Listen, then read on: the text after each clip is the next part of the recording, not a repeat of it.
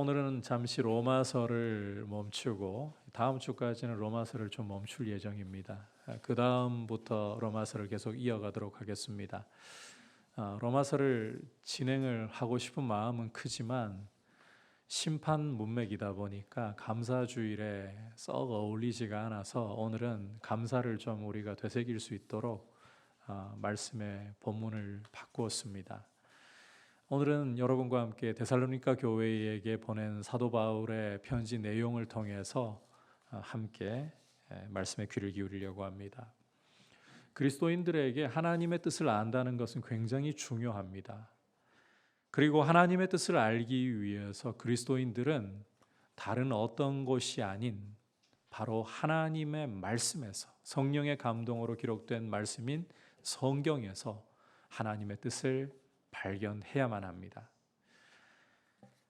왜냐하면 성경이야말로 베드로후서 1장 19절과 20절에서 보여주는 것처럼 하늘로부터 들려오는 육성으로 된 하나님의 음성보다도 더 확실한 예언이기 때문입니다. 이 자리에 계신 대부분의 성도님들께서 변화산 사건 알고 계실 거라고 생각합니다. 우리 주님이 하루는 베드로, 야고보, 요한 세 제자들을 데리시고는 높은 산으로 가셔서 기도를 하셨죠. 기도하시는 중에 제자들은 졸고 있고 우리 주님은 변화되셨습니다. 영광스럽게 변화되셨습니다. 그 얼굴에서 해보다 더 밝은 광채가 나고 옷은 세상에 빨래하는 누구도 할 수 없을 만큼 희게, 옥시크린을 아무리 쏟아부어도 할 수 없을 만큼 희게 변화가 되었습니다. 이런 영광스러운 주님의 모습 가운데에 하늘로부터 모세와 엘리야가 내려오더니 누가복음을 참고해 보면 우리 주님과 대화를 나누는데 예루살렘에 주님이 올라가셔서 별세하실 것을 대화를 나누는 겁니다. 그러다가 베드로가 눈을 뜬 거죠. 너무 황홀하잖아요. 주님이 영광스럽게 변화되어 계시고 하늘로부터 이 구약의 대명사라고 할 수 있는, 율법과 선지자의 대명사라고 할 수 있는 모세와 엘리야가 내려와서 이야기를 나누고 있으니까 너무 황홀한 나머지 자기도 모르게 입에서 이런 말이 쏟아져 나옵니다. 주여, 우리가 여기 있는 것이 좋사오니 초막셋을 짓되 하나는 주를 위해, 하나는 모세를 위해, 하나는 엘리야를 위해 그렇게 하기를 원합니다. 이때 빛난 구름이 산을 덮죠. 이 빛난 구름이라는 것은 구약을 보시면 하나님이 임재하실 때 구름 가운데 성막에, 성전에 임하셨죠. 쉐키나라고 부르는 하나님의 영광의 임재가 이 산에 임한 거예요. 그리고 이 구름 속에서 하늘로부터 하나님의 음성이 육성으로 들립니다. 예수님을 가리켜서 이는 내 사랑하는 아들이니 너희는 그의 말을 들으라. 이렇게 베드로는 육성으로 생생하게 들리는 하나님의 음성을 직접 귀로 들었어요. 예수님의 그 변화되신 영광을 눈으로 직접 보았어요. 그것이 너무나도 생생해서 이제 순교를 앞두고 쓰는 편지가 이 베드로후서인데 머지않아 육신장막을 벗을 것을 예감하면서 쓰는 편지가 이 베드로후서인데 그때에도 너무나도 생생하게 그 영광을 본 것과 그 음성을 들은 것을 기억하면서 산에서 우리가 직접 이 확실한 음성을 들었다. 예수님을 증거하는 확실한 음성을 들었다. 그런데 그 다음에 굉장히 놀라운 말을 합니다. 이보다 더 확실한 예언이 우리에게 있다. 직접 눈으로 예수님의 영광을 본 것보다, 귀로서 하나님의 음성을 육성으로 들은 것보다 더 확실한 예언이 우리에게 있다. 그래서 날이 밝아 샛별이 우리 마음에 떠오르기까지 이 예언을 굳게 붙잡는 것이 중요하다.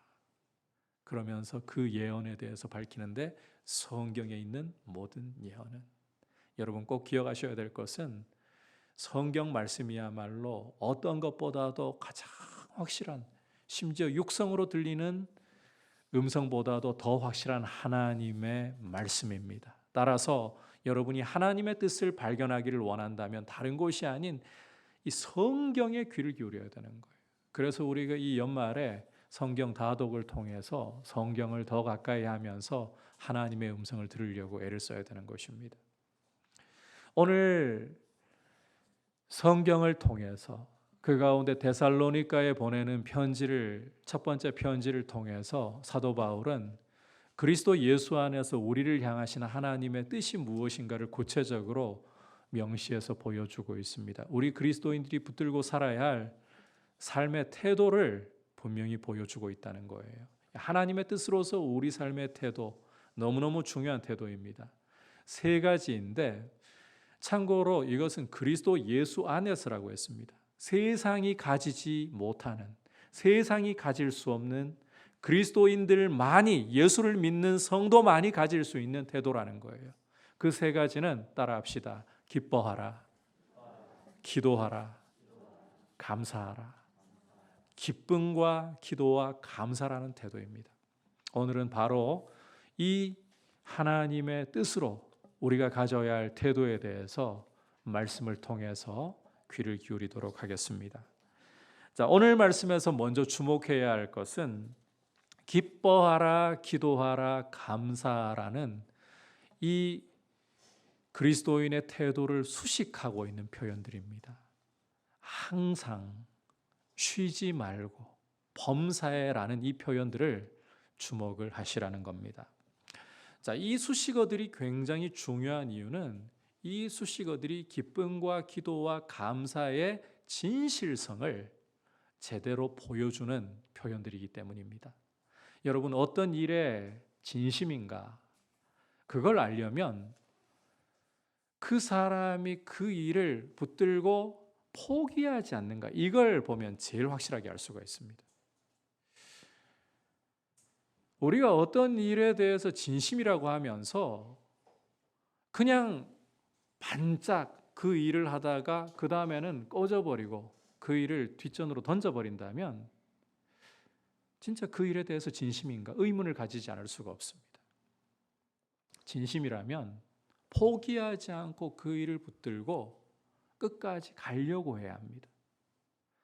여러분께서 어떤 사람의 진실성을 판단하실 때 나 그 일 정말 잘할 수 있어.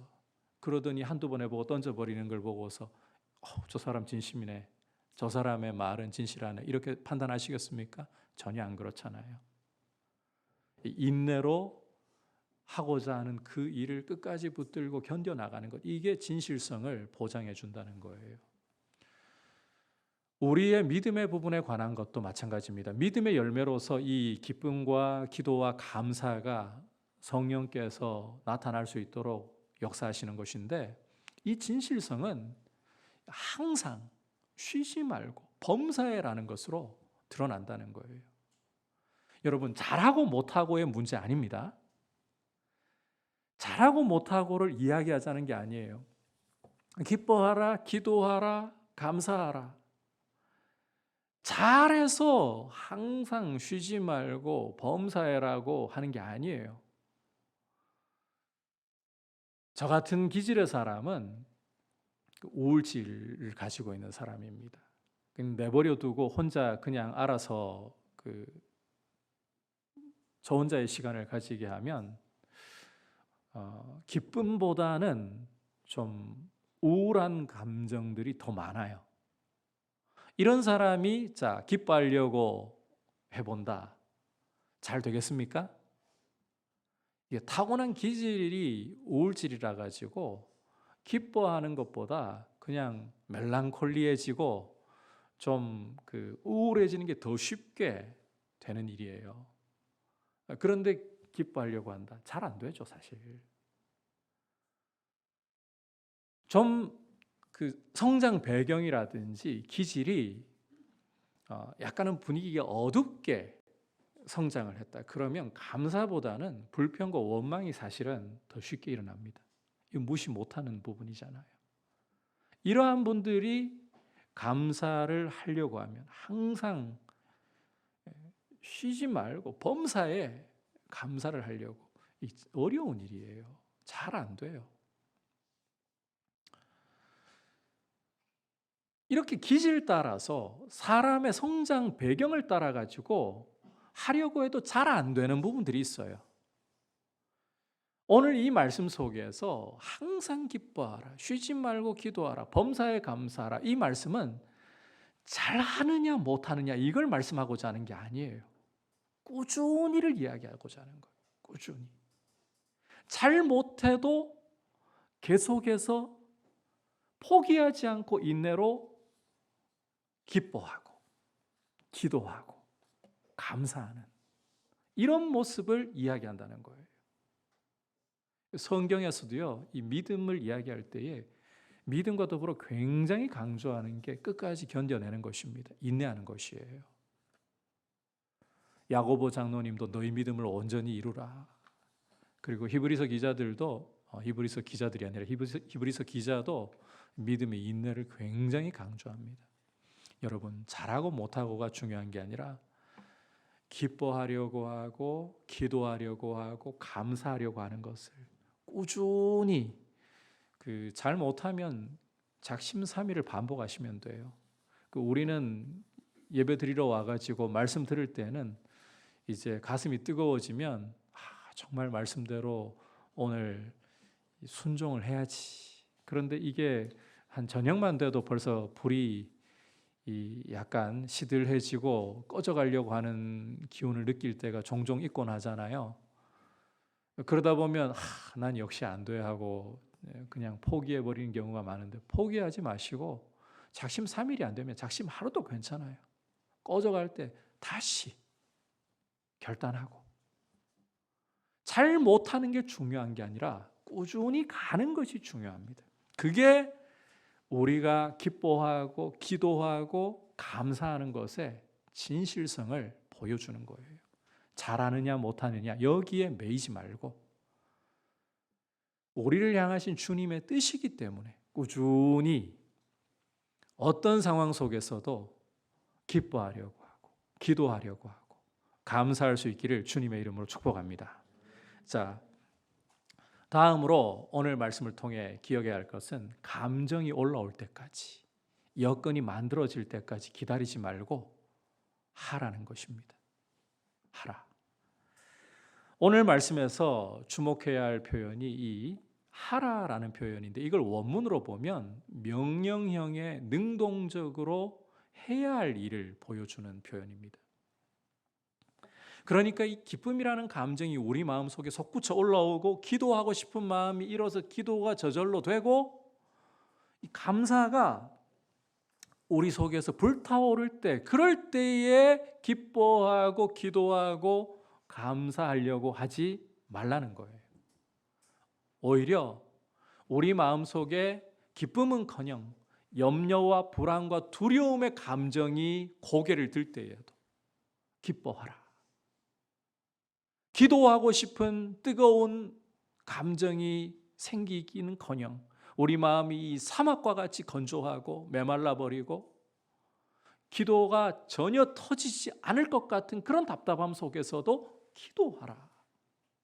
그리고 감사는커녕 불평과 원망이 우리 속에서 고개를 들려고 할 때에도 감사하라. 오늘 이 말씀의 이 원문의 의미가 그런 것입니다. 하라는 거예요. 하라. 하지만 우리 마음에서 감정적으로 기뻐하고 싶지 않은데, 기도하고 싶지도 않고 감사하고 싶지도 않은데, 이걸 거슬러 가지고 마음이 내키지도 않으면서 기뻐하고 기도하고 감사한다. 그건 너무 위선적이고 거짓된 거 아닌가요? 여러분, 과연 우리 감정이라는 게 정말 믿을 만한 것인가요? 우리 마음의 느낌이라는 게 그렇게 믿을 만한 것인가요? 제가 여러분께 한 가지만 좀 여쭤보고 싶어요. 배우자가 있음에도 불구하고 이성에게 눈이 돌아가고 감정이, 사랑하는 것 같은 감정이 가슴에 타오르기 시작해요. 그러면 그 감정에 충실한 게 정직한 건가요?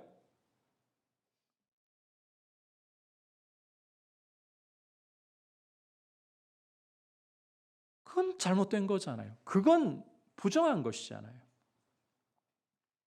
그럼에도 불구하고 우리는 때때로 어리석은 착각에 빠집니다. 내 감정이 내 속에 일어나고 있는 이런 느낌들이 이러한 것인데 여기에 충실하지 않으면 거짓이고 위선이라고 어리석게 판단하는 경우들이 있단 말이에요. 그런데 우리 감정이라는 것은 그렇게 믿을 만한 게 아니에요. 정말 기뻐해야 할 상황 속에, 남을 축복해주고 축하해 주어야 할 상황 속에 남 잘 되는 걸 보고서 배가 아픈 게 우리의 감정이에요. 함께 슬퍼해주고 함께 울어야 할 상황 속에서 우리 감정은 나한테 유익이 되고 나한테 피해가 안 된다면 기뻐할 수 있어요. 그렇게 이 종잡을 수 없는 이기적이고 잘못된 길을 언제든지 택할 수 있는 것이 우리의 감정이라는 말이에요. 이런 감정에 충성한다는 게 그게 진실이라면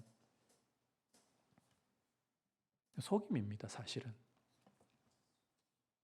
마귀의 속임에 넘어가는 거예요.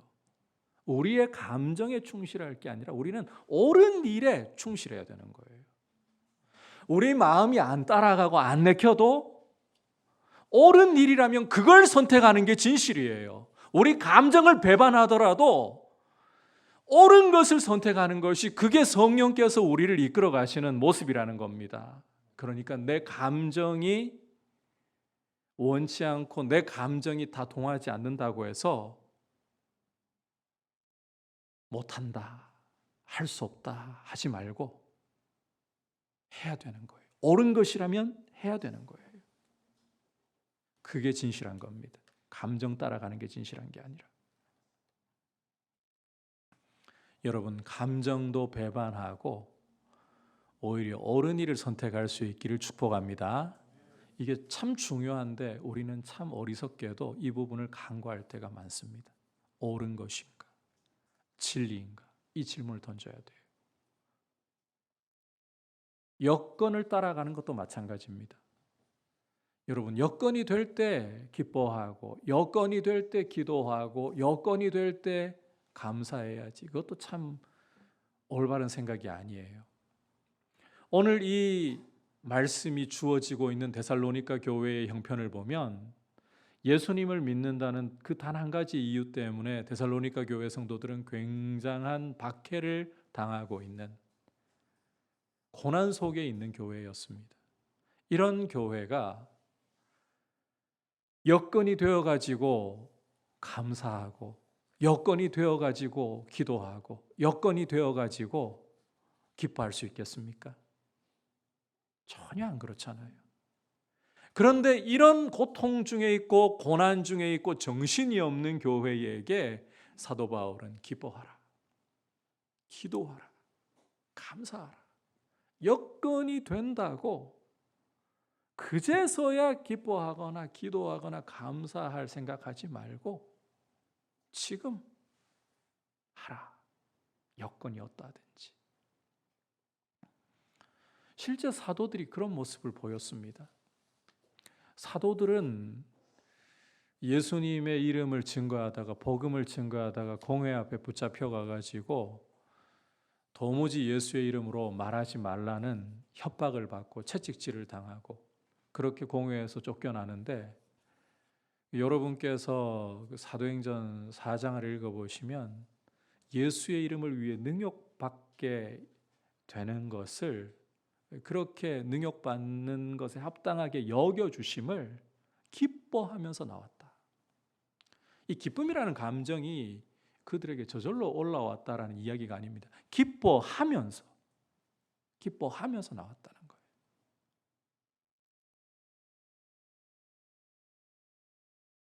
사도 바울, 이 말씀을 기록하고 있는 사도 바울도 마찬가지예요. 빌립보에서 사역을 할 때에는 귀신 들린 여종에게서 귀신을 쫓아내었다가 그 주인이 더 이상 귀신을 통해 가지고, 여종을 통해 가지고 돈을 못 벌잖아요. 그러니까 귀신을 쫓아낸 바울과 실라를 고소하고 고발해가지고 몰매를 맞고 거의 반죽음 상태로 감옥에 갇히게 만들어버리죠. 밤이 되었을 때였습니다. 사실 이런 상황에서 밤이 되면 감상적이 되고 굉장히 우울해질 수도 있습니다. 그런데 이때에 바울과 실라는 하나님을 찬송했습니다. 여건이 되어가지고 찬송했습니까? 아닙니다. 여건과 상관없이 감사와 찬송을 드렸습니다. 우리 그리스도인들의 기쁨과 기도와 감사는 감정이라는 물이 들어올 때를 기다리는 게 아니에요. 여건이라는 바람이 불어올 때를 기다리는 게 아니에요. 때로는 감정이 황폐화되고 사막같이 건조하게 느껴질 때에도, 우리의 모든 여건들이 우리를 거슬러 갈 때에도 감사하는 거예요. 기도하는 거예요. 기뻐하는 거예요. 여기에 쐐기를 박는 이유가 있습니다. 하나님의 뜻입니다. 여러분, 하나님의 뜻이 우리의 감정보다 밀렸어야 되겠습니까? 하나님의 뜻이 우리의 여건보다 밀렸어야 되겠습니까? 그리스도 예수 안에 있는 성도에게는 하나님의 뜻이 어떤 것보다도 절대적이고, 하나님의 뜻 앞에서는 모든 것이 종결이 나야 되는 거예요. 그게 그리스도인이에요. 죄가 뭔가요? 죄라는 것은 하나님이 왕이신 것을 거부하고 하나님을 왕자리에서, 주인 자리에서 밀어내는 거예요. 내가 주인이 되는 거예요. 따라서 그리스도인으로서 죄에서 해방되고 하나님의 자녀가 되었다면 우리에게 절대적인 것은 하나님의 뜻입니다. 오늘 하나님은 우리에게 항상 기뻐하라, 쉬지 말고 기도하라, 범사에 감사하라. 이것이 그리스도 예수 안에서 너희를 향하신 하나님의 뜻이니라고 말씀하고 있습니다. 그렇다면 우리의 감정, 우리의 여건을 기다리려고 하지 말고 지금이라고 하는 때에, 여러분, 성도에게는 지금이야말로 은혜의 때이고 구원의 날입니다. 지금이라는 때가 바로 물이 들어오고 있는 때다. 내 감정이 동할 때가, 여건이 되는 때가 물이 들어오고 바람이 부는 때가 아니고, 지금이 바로 물이 들어오고 바람이 부는 때예요. 성령의 바람이 불고 은혜의 물이 들어오는 때예요. 그렇다면 기쁨과 기도와 감사의 배를 지금 띄워야 되는 거예요. 그래서 하나님의 뜻 안에서 우리가 하는 것이 중요합니다. 하는 것이. 될 때를 기다리지 말고 하자. 한번 따라 합시다. 될 때를 기다리지 말고 하자. 하는 게 중요한 거예요. 그럼에도 불구하고 우리는 참 연약한 육체를 갖고 있는 사람들입니다. 이렇게 여러분들께 말씀을 드려도 항상 기뻐한다는 거, 범사에 감사한다는 거 참 쉽지 않은 일이죠. 이 죄악 세상을, 이 죄성을 가지고 있는 우리 육체를 입고 살아가면서 쉬운 일이 아니에요. 따라서 오늘 말씀을 여러분께서 잘 주의해서 보시면 이 순서, 위치라는 게 굉장히 또 중요한 역할을 하는 것을 볼 수가 있는데, 자, 기쁨과 감사, 이걸 위해 가지고 하나님이 우리에게 아주 강력한 도움을 하나 얻을 수 있는 통로를 말씀해 주셨어요. 자, 기쁨과 감사 사이에, 가운데에 뭐가 있습니까? 기도가 있어요. 여러분, 기도할 때에 기뻐할 수 없던 우리가, 감사할 수 없던 우리가 정신을 차리고 기뻐하고 감사할 수 있는 힘을 얻게 돼요. 우리 스스로의 능력으로는 오히려 죄를 따라가기가 쉽고, 죄성을 따라서 슬퍼하거나 우울해하거나 불평하거나 원망하기가 쉽지만, 기도할 때에는 성령께서 우리에게 빛을 주시면서 기뻐할 이유를 찾게 하시고 감사할 이유를 찾게 하십니다. 기도해 보면 불평하다가도 원망하고 낙심하다가도 빛을 보기 시작해요. 자, 그런데 이게 기도하는 순간에 그냥 다 그 빛이 오는 건 아니죠. 처음에는 실컷 하나님 앞에서 원망도 하고 불평도 하고 우리의 쓰라림을 다 쏟아놓습니다. 그런데 그렇게 쏟아놓고 하나님 앞에 머물러 있다 보면요, 희한하게 우리 마음에 이 쓴물들이 처음에는 계속 올라오는 것 같지만 하나님 앞에 있으면, 기도를 여러분이 계속하고 있으면 이 쓴물이 어느 순간부터 눈이 떠지면서 왜 이렇게 쓴물이 나는 것인가 자기를 돌아보기 시작해요. 그러면서 하나님 앞에 우리 자신을 굴복하기 시작하고 하나님의 선하심을 바라보기 시작하고 하나님의 뜻을 붙들려고 하는 모습이 점점 나와요. 그 속에 기쁨이 와요. 그 속에 감사가 와요. 그래서 이 기도가 참 중요한 거예요. 여러분, 기도 생활에 힘을 내셔서, 기도는 혼자 잘 못합니다. 서로 좀 거룩한 감시자가 되고 서로 좀 경건한 압박을 주어가면서 그렇게 기도를 훈련해야 돼요. 우리 사역자들도요, 이 코로나 기간에 새벽 기도회를 저희가 멈추면서 기도 생활 알아서 잘 할 것 같습니까? 스스로 잘 안 돼요. 그래서 서로 묶어두는 거예요. 거룩한 족쇄로 묶어둔 거예요. 저희는 매일, 전에도 이 이야기를 드렸습니다만, 매일 기도 시간을 정해가지고 기도 완료 1부터 8까지 우리 사역자들이 매일 기도 완료를 그렇게 올리면서 점검을 해왔습니다. 이 기도라는 게 혼자 하기가 쉽지가 않아요.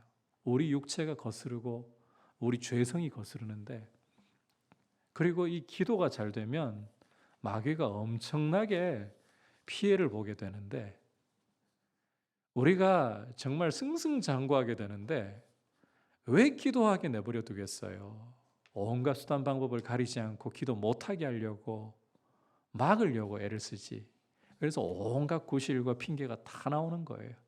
그런데 여러분, 이 기뻐하고 기도하고 감사하는 이 세 가운데 기도를 멈추지 않고 있으면 여러분께서 감정에 물이 안 들어와도, 여건에 바람이 안 불어도 기뻐하려고 합니다.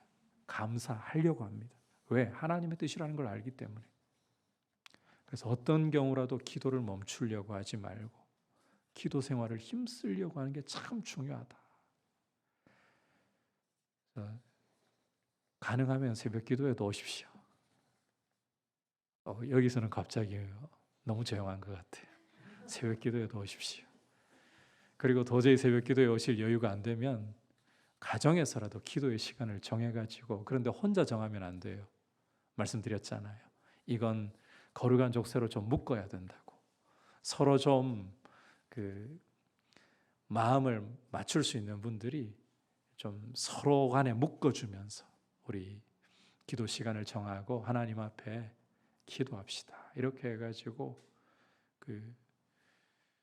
잘하면 좀 상도 줘가면서 그렇게 하면 상을 보면서라도 기도하거든요. 여러분, 우리 너무 순수하게 생각하지 마세요.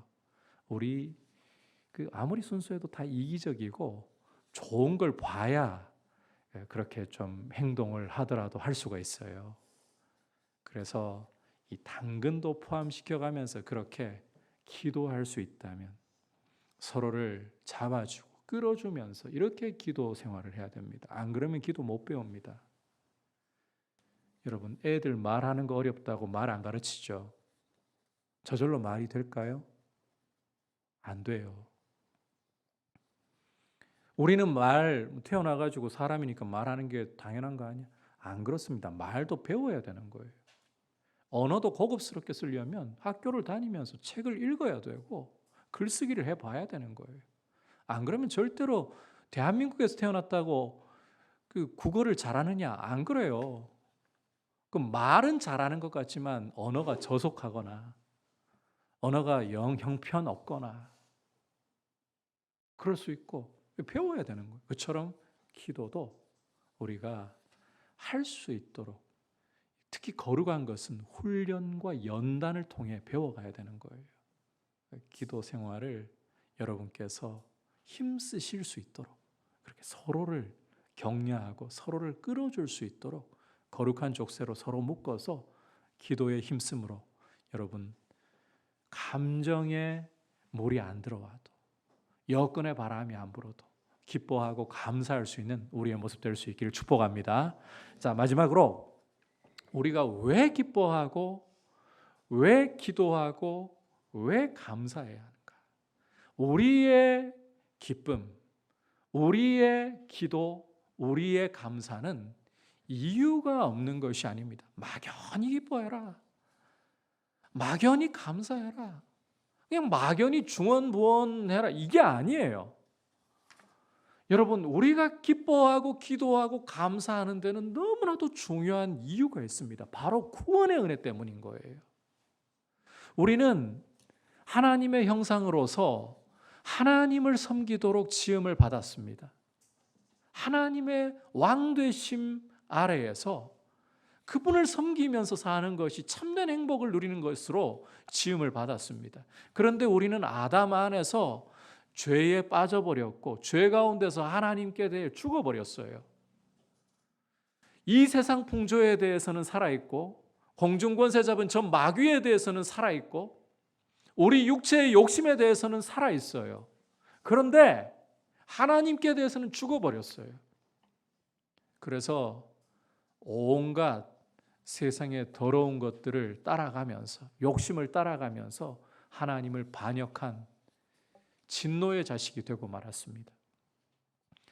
이와 같은 우리의 모습임에도 불구하고 하나님이 우리를 사랑하시고 왜 사랑하시는지 이건 신비입니다. 헤아리려고 해도 헤아릴 수가 없어요.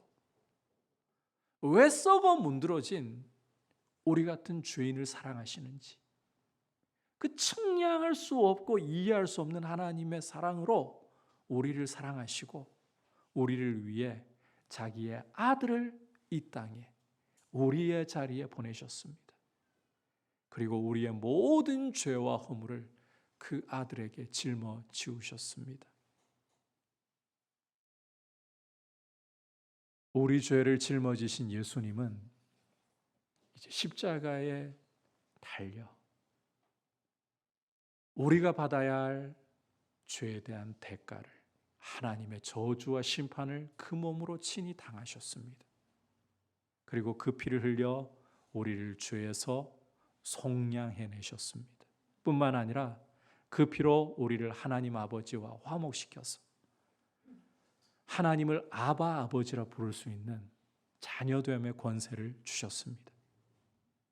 여기서 멈추지 않고 우리에게 성령을 보내어 주셔서 우리가 원래 죽어있던 사람들이에요. 하나님께 대해 죽어있던 사람들이에요. 죄와 허물 가운데 죽어 있었기 때문에 스스로는 절대 하나님 못 찾습니다. 복음에 반응할 수도 없습니다. 여러분, 그게 우리 실력이에요. 따라서 성령을 보내어 주셔서 죽어있던 우리 영혼을 우리도 모르는 사이에 살려주시고는 복음을 통해서 예수님을 믿게 도와주신 거예요. 그리고 예수 믿는 우리를 하나님의 자녀라고, 장차 우리 주님 다시 오실 때 이 땅에 이루실 그 영광의 나라, 하나님 나라를 기업으로 얻을 것을 보증해 주시는 거예요. 그 나라에 합당하도록, 하나님의 자녀로서 합당하도록 우리를 성령께서 이끄시면서 예수님 닮아가는 성화를 이루게 하시는 거예요. 이게 구원의 은혜입니다. 이 구원의 은혜 가운데에서 참 놀라운 것 중에 하나가 고난의 의미가 우리 그리스도인들에게는 완전히 달라진다는 거예요. 여러분, 예수를 믿어도 우리에게는 고난이 찾아옵니다. 그 예수 믿으면 있던 고난도 떠나가고 있던 괴로움도 사라질 거라고 생각하시면 안 돼요. 오히려 예수 믿기 때문에, 세상에 속하지 않았기 때문에, 마귀에게 속하지 않았기 때문에 더 많은 고난이 우리에게 찾아오는 것이 정상이고 그게 우리의 길이라고 생각하셔야 돼요. 자신들과 다르기 때문에, 자신에게 속해 있지 않기 때문에 마귀나 세상은 우리를 공격할 수밖에 없고, 또 하나님이 우리의 유익을 위해서라도 고난을 주실 수밖에 없습니다. 고난이 찾아올 때는 그리스도인도 똑같은 육체를 입고 똑같은 감정을 가지고 있기 때문에 괴롭고 힘이 들고 정말 어떤 때는 숨이 턱턱 막히고 죽을 것만 같습니다. 그런데 여러분, 우리 그리스도인들은 아들을 십자가에 주시면서까지 죄에서 속량하여 자녀 삼으신 하나님 아버지께서 결코 포기하지 않으신다는 사실을 기억을 해야 돼요. 우리가 아무리 감당하기 힘든 삶에 큰 고난이 찾아오고 우리를 죽일 기세로 달려드는 고난이 우리를 위협한다 할지라도 기억하십시오. 그 고난은 절대로 여러분을 죽일 수도 없고 그 고난은 절대로 여러분을 침몰시킬 수도 없습니다. 이 고난이 그리스도인에게 오면서 구원의 은혜는, 하나님 아버지의 자녀로 살아가는 이 삶은 이 고난이 오면서도 절대로 죽거나 절대로 침몰하지 않고 오히려 그리스도를 닮도록 우리를 바꾼다는 데 영광이 있습니다. 태풍이 쳐도요, 여러분 해변에 가가지고 갈매기들을 유심히 관찰해 보면 태풍이 쳐서 큰 파도가 일어도 그 물 위에 유유히 떠 있습니다. 평화로워 보이기까지 합니다.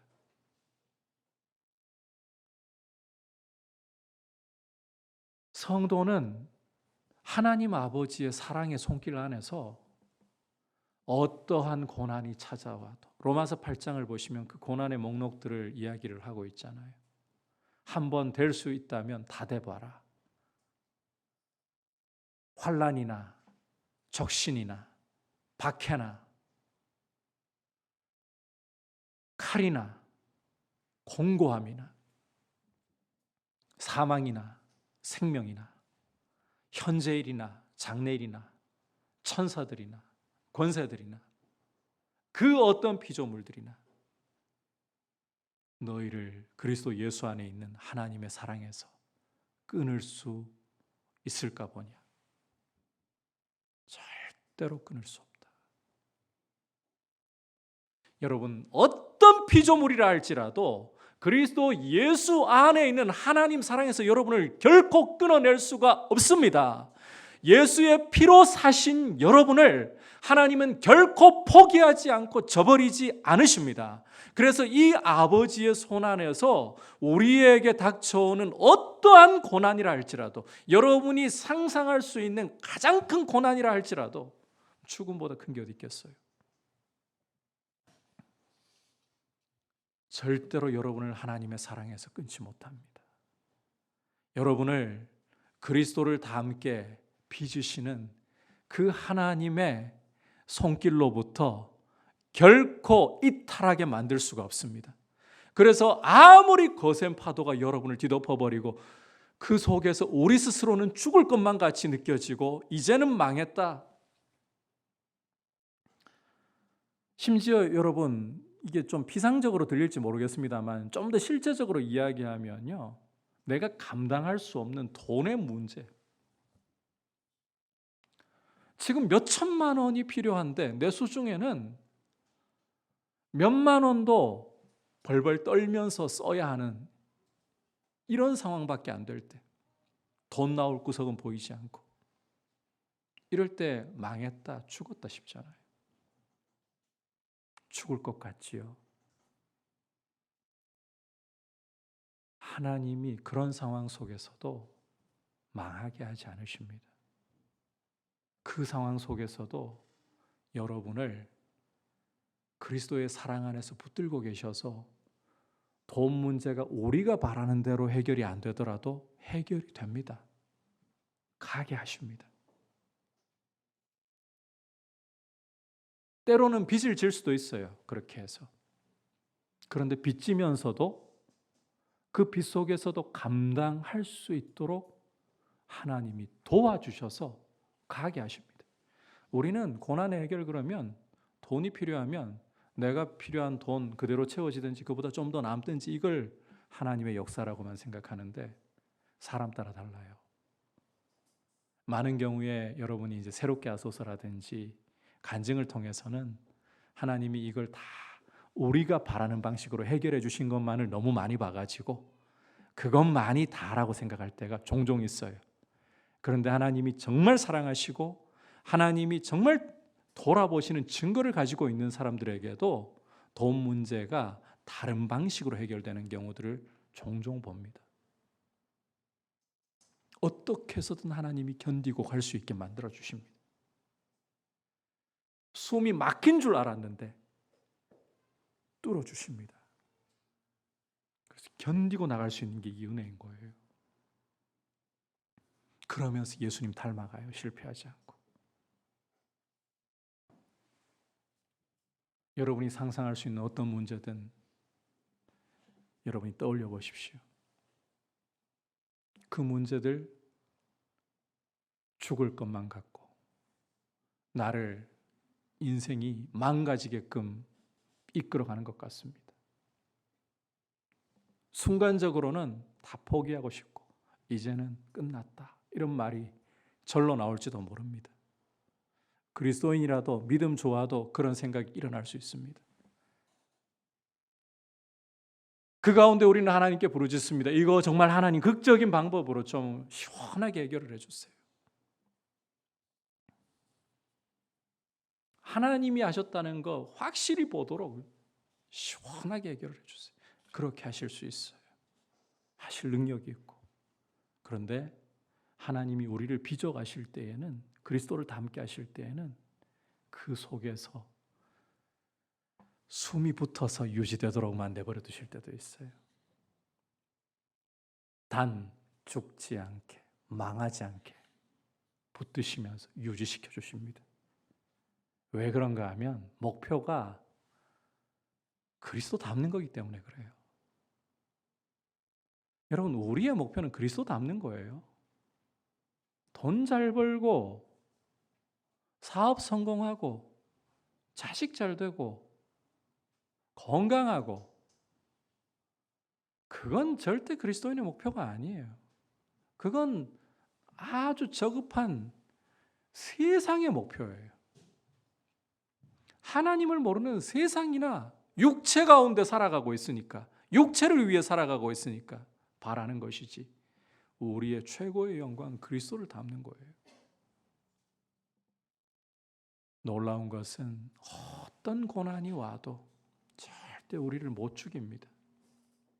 절대 그것이 우리를 완전히 침몰시켜버리지 못합니다. 하나님은 우리를 가장 잘 아시고 우리를 당신의 아들을 내어주셔서 그 핏값으로 사셨기 때문에 포기하지 않고 붙드셔서 반드시 그리스도를 닮아가도록 견뎌내도록. 그래서 우리가 예수님을 확실히 믿고 있는 것을 알고 있다면 그리고 믿음이 있는 증거를 우리가 형제들에게서 본다면 낙심하고 방황하는 형제들 쉽게 판단하면 안 돼요. 누구 손에 잡혀 있기 때문에? 아버지 손에 잡혀 있기 때문에 그래요.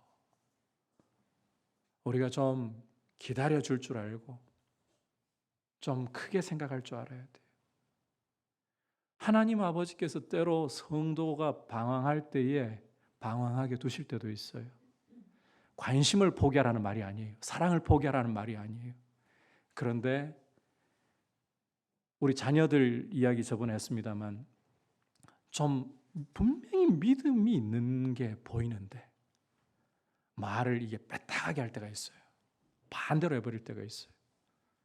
예수 잘 믿어도 너무 마음 상하고 너무 어려울 때는 삐딱하게 나가는 것 같고 막 저 평상시에 안 하던 행동 보이는 것 같을 때가 있어요. 그럴 때 너무 민감하게 이건 잘못된 거야, 그러면 안 돼, 그럴 필요 없어요. 좀 두셔도 돼요. 기다려 주셔도 돼요. 하나님 아버지는 실패 안 하십니다. 성령으로 붙드시고 당신이 택하고 구원하신 성도 포기하지 않으십니다. 우리도 그 사랑 안에서 좀 기다려 줄 필요가 있고 좀 넉넉하게 생각할 필요가 있어요. 공시간에 사람을 가둬가지고 야, 오늘 말씀이 이게 항상 기뻐하라, 쉬지 말고 기도하라, 범사에 감사하잖아요. 그런데 기도 안 하고 기뻐하지 않고 감사하지 않는 모습을 봐도 이건 지금 저는 말씀을 선포해야 되는 입장에서 이렇게 선포할 수밖에 없어요. 그런데 기다려 주셔도 돼요. 하나님이 포기하지 않으시니까. 하나님이 놓지 않으시니까. 이 구원이라는 건 참 놀랍습니다. 우리가 생각하는 것보다 훨씬 크고 풍성합니다. 우리 그리스도인들이 때로는 너무 좁은 공식 안에서 하나님의 뜻이라는 것을 잘 우리가 성경을 깊이 연구하면서 잘 알지도 못한 채 잣대를 너무 우리 나름대로 갈아가지고 하나님도 안 되시는 칼을 댈 때가 있어요. 믿음의 증거가 있다면, 그래서 이런 이야기하는 거예요. 믿음 안에 있다면 예수님을 모시고 있고 성령님이 여러분 안에 계시다면 견딜 수 없습니까? 이게 기도입니다, 여러분. 그럴 때 하나님 앞에서 원망하세요. 하나님 앞에서 불평하세요. 이거는 오해 없이 들으셔야 되는데 이런 거를 이용하면 안 돼요. 이용하면 안 되고, 참 정말 조심스러운 건데, 그렇다고 구더기 무서워서 장을 못 담그겠습니까? 때로는 하나님께 심지어 욕이 올라옵니까? 원칙적으로 하면 안 되죠. 그런데 하나님 앞에 차라리 쏟아 넣으세요. 그게 나라고. 우리 아버지께서 그걸 감당 못 하실 거라고 생각하십니까?